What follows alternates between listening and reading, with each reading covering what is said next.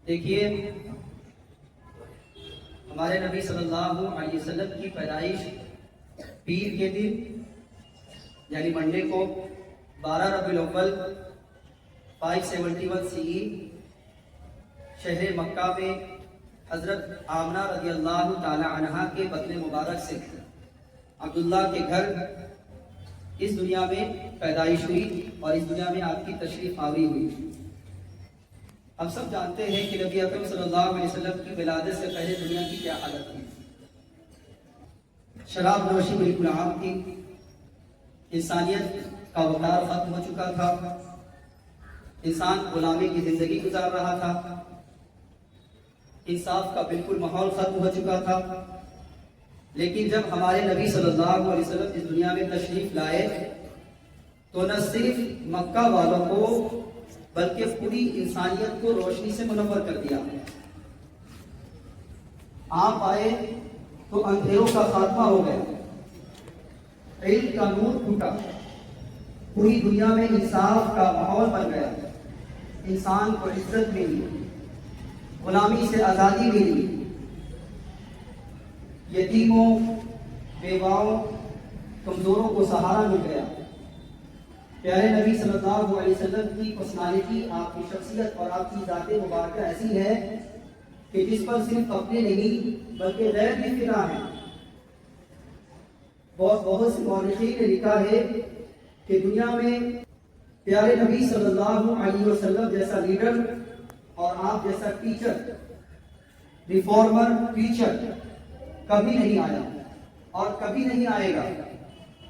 ایک Christian writer جس کا نام مائیکل ایچ ہارٹ ہے، اس نے ایک کتاب لکھی جس کا نام دی 100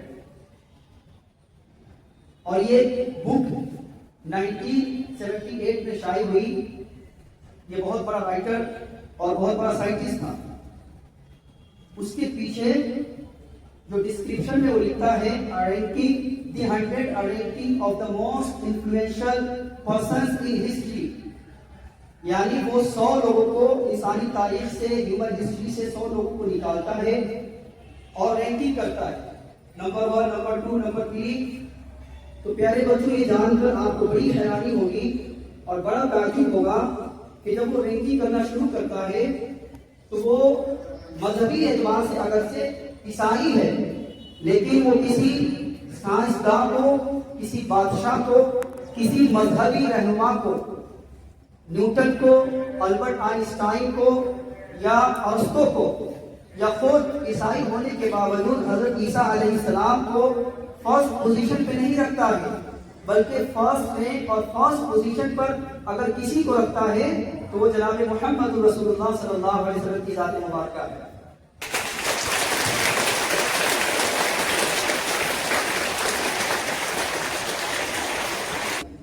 پیارے بچوں، نبی اکرم صلی اللہ علیہ وسلم کی تعلیمات، ہم یہ آپ کا چرچا، آپ کا ذکر کیوں کرتے ہیں؟ یہ جشن میلاد النبی کیوں مناتے ہیں؟ یہ تقریبات کیا صرف تقریبات اور خوشی منانے کے لیے؟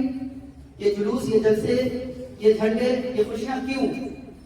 بلکہ اس لیے کہ ہم پیارے نبی صلی اللہ علیہ وسلم کی سیرت کو سمجھیں، ان کی زندگی کے بارے میں جانیں، ان کی تعلیمات کو پڑھیں، ان کو اپنانے کی کوشش کریں، اور یہی نہیں بلکہ ان کی محبت کو اپنے دل میں جگہ دیں، اور جو آلریڈی محبت ہے اس کو تر و تازہ کریں۔ ہمارے نبی اکرم صلی اللہ علیہ وسلم صرف مسلمانوں کے نبی نہیں بلکہ پوری انسانیت، پوری دنیا کے لیے رحمت بن کر آئے۔ اللہ تعالیٰ نے قرآن میں فرمایا وَمَا أَرْسَلْنَاكَ إِلَّا رَحْمَةً لِلْعَالَمِينَ، اے محبوب، ہم نے آپ کو سارے جہان کے لیے رحمت بنا کر بھیجا۔ یہ نہیں کہا کہ مومنین کے لیے رحمت بنا کر بھیجا یا مسلمین کے لیے رحمت بنا کر بھیجا، بلکہ کہا سارے عالم کے لیے، اور عالم میں سب آ جاتے ہیں۔ ہمارے نبی کا پیغام محبت ہے، امن ہے، بھائی چارہ ہے، انصاف ہے، عفو و درگزر ہے، رحمت ہے، شفقت ہے، معافی ہے، ایثار و قربانی ہے، سخاوت ہے، بیانہ روی ہے، اعتدال پسندی ہے۔ یہ سب ہمارے نبی نے سکھایا۔ ہمارے نبی نے سکھایا کہ دوسروں کو تکلیف دینا گناہ ہے اور دوسروں کو خوشی پہنچانا یہ ثواب اور عبادت ہے۔ اس لیے آج کے اس اسپیشل اسمبلی کے موقع پر ہم سب کو عہد کرنا ہے، خود سے پرومس کرنا ہے کہ ہم کبھی کسی کو تکلیف نہیں دیں گے، ہمیشہ سچ بولیں گے۔ آپ نبی اکرم صلی اللہ علیہ وسلم کی سیرت کو پڑھیں تو آپ بچپن سے ہی سچے اور ایماندار تھے۔ یہی وجہ ہے کہ مکہ کے لوگ آپ کو صادق اور امین کہتے تھے، ٹروتھفل، ٹرسٹ وردی۔ ایک مرتبہ ایک عورت آپ کے پاس ایک امانت رکھتی ہے اور رکھ کر بھول جاتی ہے، کئی سالوں کے بعد اسے یاد آتا ہے، وہ دوڑ کر آتی ہے پیارے نبی کی بارگاہ میں اور اپنی امانت کا مطالبہ کرتی ہے۔ ہمارے نبی نے بالکل ویسی ہی وہ چیز اس کو واپس کر دی۔ تو ہمیشہ سچ بولے، دھوکہ نہ دے۔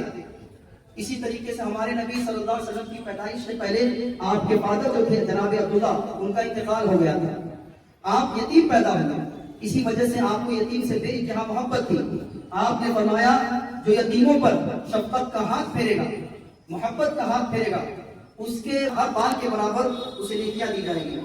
اس لیے بچوں، اپنے یتیم اور غریب ساتھی کا کبھی دل نہ دکھانا، بلکہ ان کی مدد کرنا۔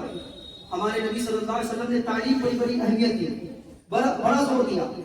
آپ کو پتا ہے کہ قرآن کی سب سے پہلی آیت کون سی ہے؟ کون سی ہے سب سے پہلی آیت؟ بتائے کوئی؟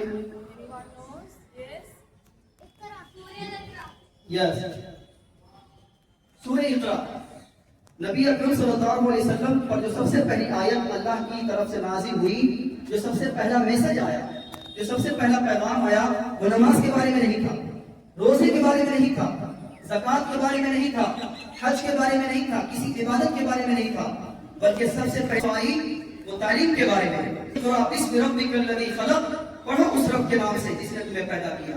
اس سے آپ اندازہ لگائیے کہ تعلیم کی کتنی اہمیت ہے۔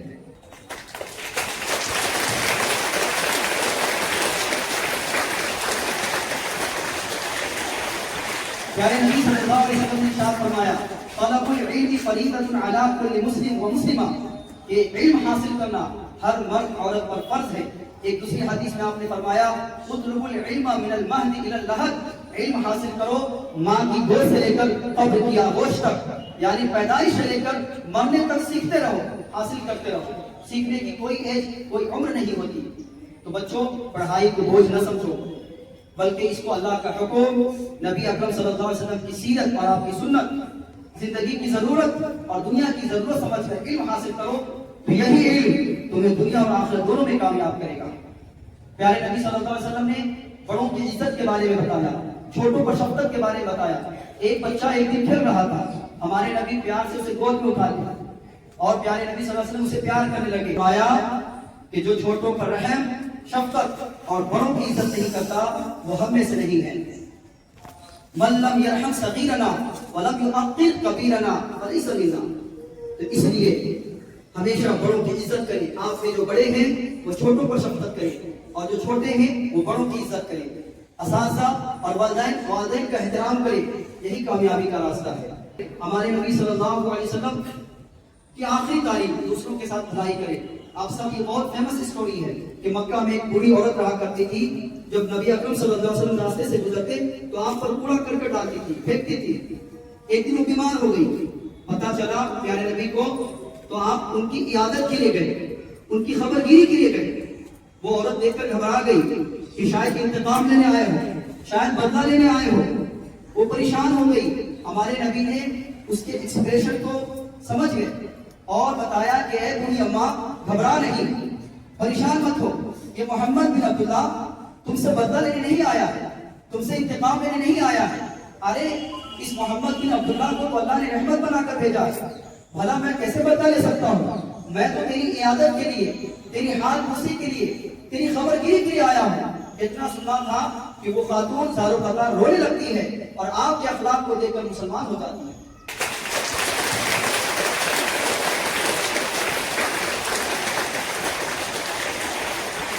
یہ نبی اکرم صلی اللہ علیہ وسلم کا اخلاق ہے، اسے ہمیں اپنانا ہے، اسی میں ہماری اصل کامیابی ہے۔ اس لیے چند باتیں، ہمیشہ سچ بولیں، نماز کی پابندی کریں، کم سے کم روزانہ قرآن کی 1 آیت 2 آیت کی تلاوت کریں، غریبوں، یتیموں اور ضرورت مندوں کی مدد کریں، پڑھنے کو، علم حاصل کرنے کو اپنی زندگی کا مقصد بنائیں، ہمیشہ اپنے ساتھیوں کے ساتھ نرمی اور محبت سے پیش آئیں، پڑوسیوں کے رائٹس اور ان کے حقوق کا خیال رکھیں، بلکہ اپنے اساتذہ اور اپنے والدین کا احترام کریں، وقت کی پابندی کریں، محنت کو اپنا ہتھیار اور اپنی طاقت بنائیں اور ایک اچھے انسان، اچھے مسلمان اور اچھے طالب علم بن کر دنیا کو دکھائیں. اور یہی نہیں، دنیا میں جہاں بھی جائیں پیار، محبت، بھائی چارہ اور علم کا پیغام پھیلائیں. اسی میں دنیا و آخرت میں کامیابی ہے. شکریہ، جزاک اللہ.